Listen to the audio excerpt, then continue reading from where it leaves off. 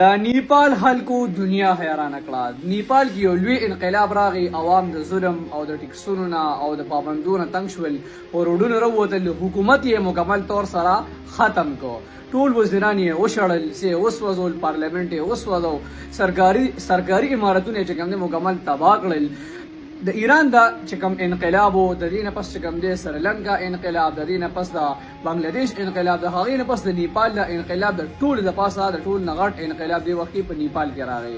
چې دی وخت کې دا هم ویل کېږي چې ډېر زیات وزیران یې سوځولي هم دي، سې وهلي هم دي، بربنډ کړي دي، جامې یې اوښکي دي، شړلې دي، وهلې دي، ټکولې دي، سرکاري عمارتونه یې وسوځول.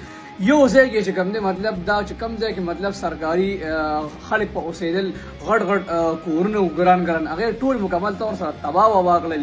د څه د وجې د ټکسونو نه تنګ رالل، د پابندونو تنګ رالل، او دا په سوشل میډیا پابندي هلته ولګېده.